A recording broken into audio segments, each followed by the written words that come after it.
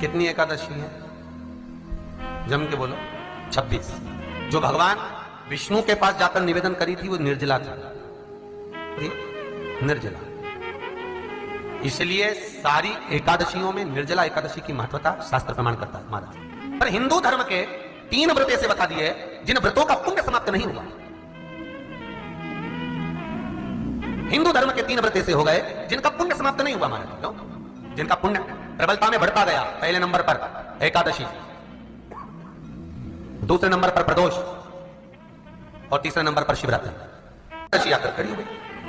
अब निर्जला के दिन शिव महापुराण की कथा कहती है, स्कंद पुराण कहती है कि आप वर्ष भर की एकादशी का क्रम भले ना करें, पर निर्जला एकादशी के दिन जो तुलसी हम ठाकुर जी को समर्पित करते हैं, वो तुलसी, ध्यान देना, वो तुलसी अगर मान लो आपके पास में रखी है, निर्जला एकादशी के दिन भगवान ठाकुर जी को, शालिग्राम जी को, लड्डू गोपाल जी को, आपके घर में, आपके मंदिर में जो आपने भगवान को तुलसी समर्पित करी है, वो तुलसी मान लो तुम्हारे पास रखी है, और कोई व्यक्ति को बहुत ज्यादा कष्ट है शरीर में, बहुत कष्ट है, थोड़ी सी वो तुलसी चढ़ी हुई ठाकुर के चरणारविंद की, आप उस जीव को दो तो सही, आधा घंटा इंतजार करो, स्वास्थ्य में अंतर आना प्रारंभ हो जाता है उस निर्जला का। क्योंकि निर्जला ऐसी एकादशी है जिसने जगत में जाकर, देवताओं के पास जाकर निवेदन करा है जगत कल्याण के।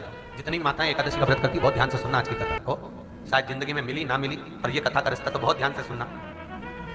स्कंद पुराण यहां तक कहती है कि इस कथा के चरित्र को जो श्रवण कर लेता है उसको 26 एकादशी करना भी नहीं पड़ती। इस एकादशी की केवल ये कथा सुनकर ही उतर जाता है। बहुत ध्यान से सुनना इसको कथा को। एकादशी के दिन जब आप जल शंकर को चढ़ाने तो रो दी जाती है। जब एकादशी का दिन रहे और शंकर जी के मंदिर में आप जल समर्पित करें तो 3 बार मुख से स्वधा स्वधा स्वधा या स्वधा स्त्रोत का पाठ, जिसमें 12 श्लोक, 2-4 हैं। पैसा तो आ रहा है और घर में टिक नहीं रहा। डॉक्टर में, पुलिस में, एक्सीडेंट आदि में, कहीं गलत जगह पर, व्यसन में अगर पैसा जा रहा है, जुए में, मांसाहार, मदिरा पान, या कहीं आया पैसा आने में कमी नहीं, आ रहा है पर टिक नहीं रहा, रुक नहीं रहा, कोई मांगने आ गया, दे दिया, फिर वहां से अपने पास नहीं आ रहा, अपन कह रहे भैया हमारा पैसा लौटा दो, नहीं आ रहा। तो महाराज शिव महापुराण की कथा कहती है एकादशी के दिन गंगा के जल में मात्र 7 बेलपत्री डालकर जो नंदीश्वर भगवान अर्थात जो शंकर जी के शिवलिंग के सामने नंदी होता है, उस नंदी के चरण पर गंगा का जल चढ़ाकर बेलपत्री शिव पर समर्पित कर देता है, उसके घर में रुपया रुकना चालू हो जाता है, फिर वो गलत जगह पर नहीं जाता,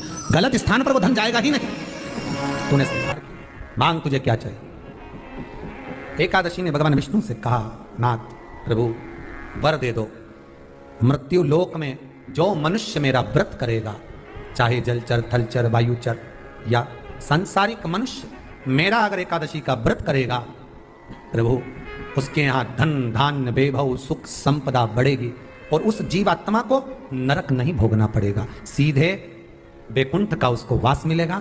जब जीव आत्मा को लेकर चला जाएगा, यम के दूत जब बंदी बनाकर ले जा रहे होंगे उस जीवात्मा को, जिसके प्राण छूटे होंगे, यम के दूत जब बंदी बनाकर ले जा रहे होंगे, तब मुझे वर दो कि मैं इसका हाथ पकड़कर बेतन्नी से पार उतारकर सारे नरकों से निकालती हुई आपके धाम में लेकर आऊं। भगवान ने वर दे दिया, तथास्तु। हे एकादशी सुनो, मृत्यु लोक का मनुष्य अन्न का त्याग कर कर, क्योंकि अन्न में एकादशी के दिन पाप पुरुष रहता है, अन्न का त्याग कर कर एकादशी के दिन जो मनुष्य तुम्हारा व्रत धारण करेगा, उस व्रत को करेगा और उस व्रत को धारण करेगा, उसकी मनोकामना पूर्ण होकर वो मेरे ही धाम को जाएगा। ये तो हुआ एकादशी के जन्म की कथा। एकादशी के दिन गंगा के जल में मात्र 7 बेलपत्री डालकर जो नंदीश्वर भगवान अर्थात जो शंकर जी के शिवलिंग के सामने नंदी होता है, उस नंदी के चरण पर गंगा का जल चढ़ाकर बेलपत्री शिव पर समर्पित कर देता है, उसके घर में रुपया रुकना चालू हो जाता है, फिर वो गलत जगह पर नहीं जाता, गलत स्थान पर वो धन जाएगा ही नहीं।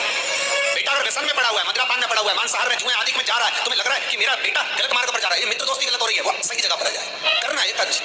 कई लोग इसको धन के लिए भी करते हैं, संपदा के लिए अर्थात जिसका व्यापार नहीं चलता, जिसके घर में पैसा नहीं आता, या नौकरी नहीं लग रही, या सर्विस नहीं लग रही, आप अप्लाई कर रहे हो, जगह जगह जाकर इंटरव्यू भी दे रहे हो और पैसा नहीं आता, तो उसके लिए प्रयास किया जाता है। पर उसके लिए यहाँ पर जो धन के लिए करते हैं, उसके लिए विष्णुपति के लिए करते हैं। मतलब जैसे गंगा के जल में तुलसी के 11 पत्ते डाले जाते हैं और उसको किसी भी नारायण के मंदिर में, राम कृष्ण शिव शंकर नहीं, राम कृष्ण भगवान विष्णु दत्त आदि जितने नारायण के मंदिर है, उस मंदिर में किसी भी पात्र में, एक छोटे से पात्र में उसको भरकर रखी जाते हैं महाराज, उससे भी जॉब सर्विस नौकरी में सफलता प्राप्त हो जाती है। परंतु वो भी एकादशी को ही होता है। कुछ देर तक पात्र को रखा जाता है, फिर वही पात्र का जल किसी भी वृक्ष के नीचे डाल दिया जाता है, उससे भी नौकरी के लिए फायदा मिलता है। गंगा का जल कोई साधारण नहीं।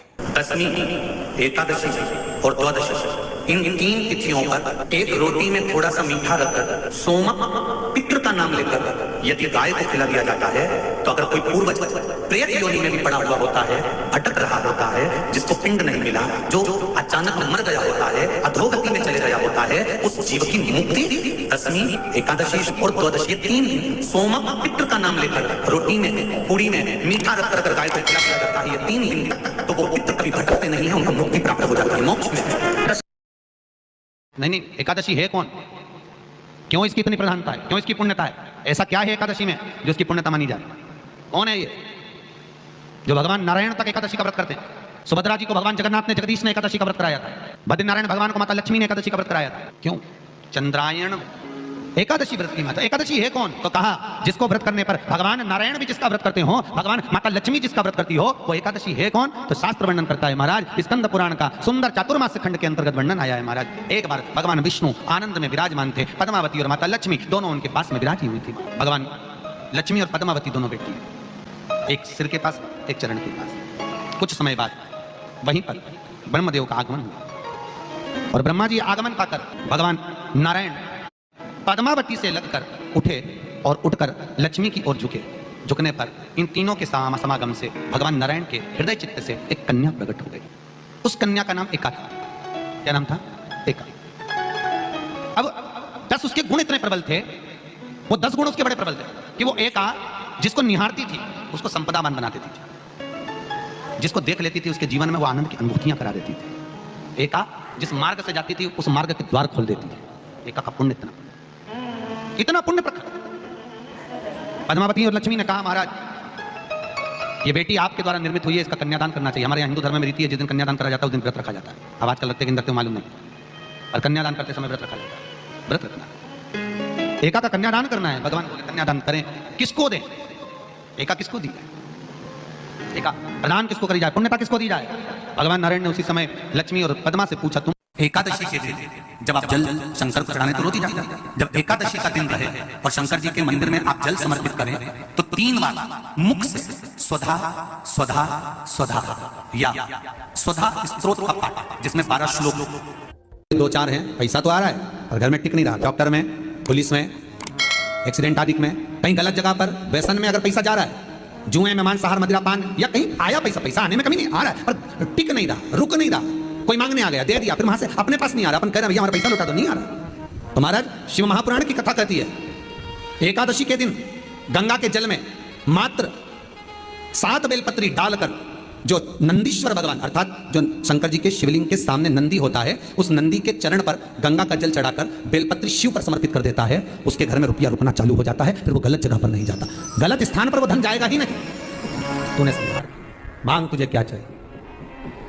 एकादशी ने भगवान विष्णु से कहा, नाथ प्रभु वर दे दो, मृत्यु लोक में जो मनुष्य मेरा व्रत करेगा, चाहे जलचर, थलचर, वायुचर या सांसारिक मनुष्य मेरा अगर एकादशी का व्रत करेगा, प्रभु उसके यहाँ धन धान्य वैभव सुख संपदा बढ़ेगी और उस जीवात्मा को नरक नहीं भोगना पड़ेगा, सीधे वैकुंठ का उसको वास मिलेगा। जब जीव आत्मा को लेकर चला जाएगा, यम के दूत जब बंदी बनाकर ले जा रहे होंगे उस जीवात्मा को, जिसके प्राण छूटे होंगे, यम के दूत जब बंदी बनाकर ले जा रहे होंगे, तब मुझे वर दो कि मैं इसका हाथ पकड़कर बेतन्नी से पार उतारकर सारे नरकों से निकालती हुई आपके धाम में लेकर आऊं। भगवान ने वर दे दिया, तथास्तु। हे एकादशी सुनो, मृत्यु लोक का मनुष्य अन्न का त्याग कर कर, क्योंकि अन्न में एकादशी के दिन पाप पुरुष रहता है, अन्न का त्याग कर कर एकादशी के दिन जो मनुष्य तुम्हारा व्रत धारण करेगा, उस व्रत को करेगा और उस व्रत को धारण करेगा, उसकी मनोकामना पूर्ण होकर वो मेरे ही धाम को जाएगा। ये तो हुआ एकादशी के जन्म की कथा। एकादशी के दिन गंगा के जल में मात्र 7 बेलपत्री डालकर जो नंदीश्वर भगवान अर्थात जो शंकर जी के शिवलिंग के सामने नंदी होता है, उस नंदी के चरण पर गंगा का जल चढ़ाकर बेलपत्र शिव पर समर्पित कर देता है, उसके घर में रुपया रुकना चालू हो जाता है। फिर वो गलत जगह पर नहीं जाता, गलत स्थान पर वो धन जाएगा ही नहीं। बेटा अगर व्यसन में पड़ा हुआ है, मदिरा पान में पड़ा हुआ है, मांसाहार में, जुए आदि में जा रहा है, तुम्हें लग रहा है कि मेरा बेटा गलत मार्ग पर जा रहा है, ये मित्र दोस्ती गलत हो रही है, वो सही जगह पर आ जाए। करना है एकादशी। कई लोग इसको धन के लिए भी करते हैं, संपदा के लिए अर्थात जिसका व्यापार नहीं चलता, जिसके घर में पैसा नहीं आता, या नौकरी नहीं लग रही, या सर्विस नहीं लग रही, आप अप्लाई कर रहे हो, जगह जगह जाकर इंटरव्यू भी दे रहे हो और पैसा नहीं आता, तो उसके लिए प्रयास किया जाता है। पर उसके लिए यहाँ पर जो धन के लिए करते हैं, उसके लिए विष्णुपति के लिए करते हैं। मतलब जैसे गंगा के जल में तुलसी के 11 पत्ते डाले जाते हैं और उसको किसी भी नारायण के मंदिर में, रामकृष्ण शिव शंकर नहीं, रामकृष्ण भगवान विष्णु दत्त आदि जितने नारायण के मंदिर हैं, उस मंदिर में किसी भी पात्र में, एक छोटे से पात्र में उसको भरकर रखी जाते हैं। उससे भी जॉब सर्विस नौकरी में सफलता प्राप्त हो जाती है। परंतु वो भी एकादशी को ही होता है। कुछ देर तक पात्र को रखा जाता है, फिर वही पात्र का जल किसी भी वृक्ष के नीचे डाल दिया जाता है, उससे भी नौकरी के लिए फायदा मिलता है। गंगा का जल कोई साधारण नहीं। दशमी, एकादशी और द्वादशी, इन 3 तिथियों पर एक रोटी में थोड़ा सा मीठा रखकर सोमक पितृ का नाम लेकर यदि गाय को खिला दिया जाता है, तो अगर कोई पूर्वज प्रेत योनि में भी पड़ा हुआ होता है, भटक रहा होता है, जिसको पिंड नहीं मिला, जो अचानक मर गया होता है, अधोगति में चले गया होता है, उस जीव की मुक्ति दशमी, एकादशी और द्वादशी, ये 3 दिन सोमक पितृ का नाम लेकर रोटी में, पूरी में मीठा रखकर अगर गाय को खिला दिया जाता है, ये 3 दिन तक, तो वो पितृ कभी भटकते नहीं है, उन्हें मुक्ति प्राप्त हो जाती है मोक्ष में।